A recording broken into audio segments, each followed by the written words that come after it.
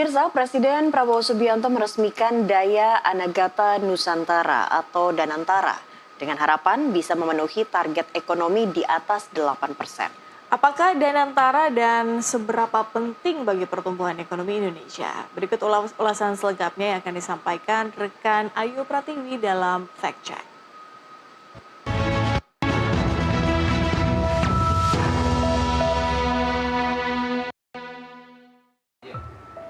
Presiden Prabowo Subianto meresmikan Danantara atau Daya Anagata Nusantara dengan harapan Danantara bisa berkontribusi mewujudkan target pemerintah untuk ekonomi di atas 8%. Lalu apakah Danantara itu dan seberapa penting untuk Indonesia?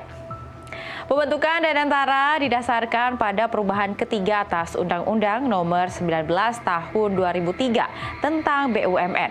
Revisi undang-undang ini disahkan dalam rapat paripurna DPR pada 4 Februari 2025 dan mengatur tugas serta fungsi Danantara sebagai badan pengelolaan investasi. Danantara merupakan badan pengelola yang tugasnya untuk mengoptimalkan kekayaan negara dari investasi. Menurut Presiden Prabowo Subianto, Danantara adalah konsolidasi semua kekuatan ekonomi yang ada di pengelolaan BUMN. Itu nantinya akan dikelola dan kita beri nama Danantara. Lalu bagaimana model pengelolaannya? Pengelolaan Danantara merujuk pada konsep Temasek Holding Limit di Singapura. Temasek merupakan badan pengelola investasi di luar anggaran pendapatan dan belanja negara atau APBN. Danantara pun memiliki peran yang mirip dengan Indonesia Investment Authority atau INA. Bahkan INA rencananya bakal dikonsolidasikan ke dalam badan baru tersebut.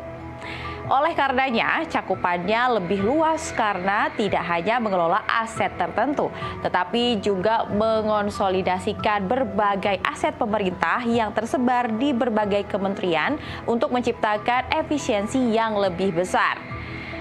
Sebagai badan pengelola investasi, Danantara akan bertugas mengelola aset negara dan mendanai berbagai proyek strategis nasional.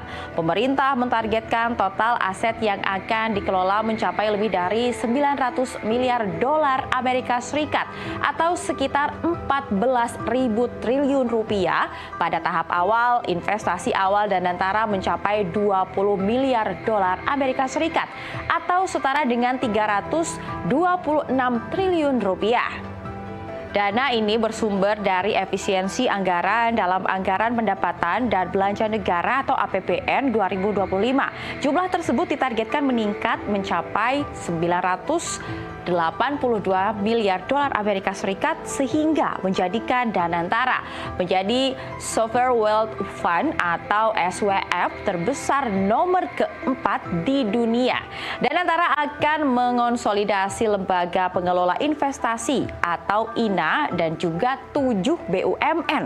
Adapun BUMN yang telah tergabung dalam Danantara sebagai berikut adalah dalam tahap awal ada Bank Mandiri, Bank BRI, PT Perusahaan Listrik Negara atau PLN, PT Pertamina, Bank BNI, Telkom Indonesia, dan Mind ID. Presiden Prabowo menegaskan bahwa dana yang dikelola Danantara akan difokuskan pada proyek-proyek strategis di sektor energi terbarukan, pengembangan industri manufaktur, hilirisasi sumber daya alam, serta ketahanan pangan. Targetnya, investasi ini dapat berkontribusi terhadap pertumbuhan ekonomi nasional hingga mencapai 8% per tahun.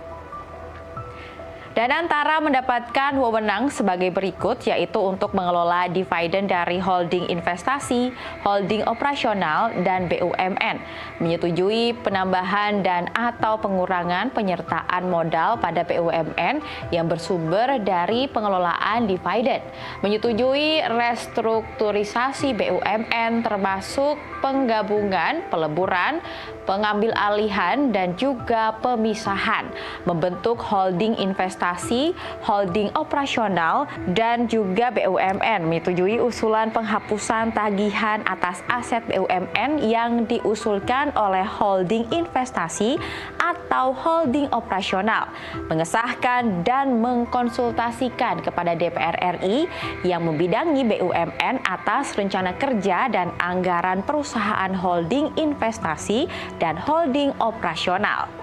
Dengan wewenang ini, apakah Danantara ataupun nantinya dana masyarakat di perbankan aman dan tidak terdampak Danantara? Dewan Ekonomi Nasional atau DEN, Otoritas Jasa Keuangan (OJK) dan juga lembaga penjamin simpanan hingga perbankan yang tergabung dalam Danantara memastikan dana nasabah yang tersimpan di bank aman. Hal ini menanggapi ajakan untuk menarik dana dari bank-bank milik negara alias bank BUMN dan memindahkannya ke bank swasta.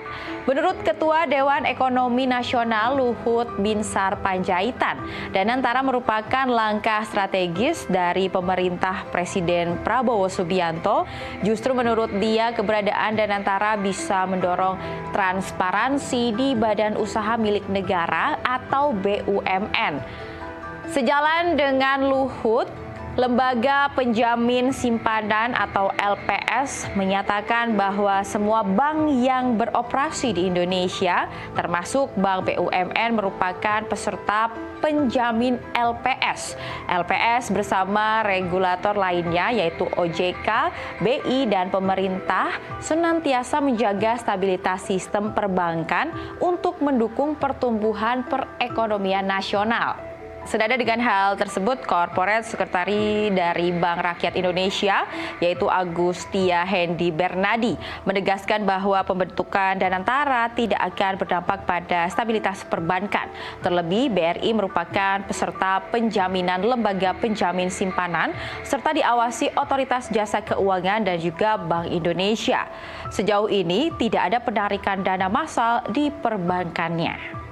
Konsep Danantara memang menarik, tetapi implementasi di lapangan adalah faktor paling krusial.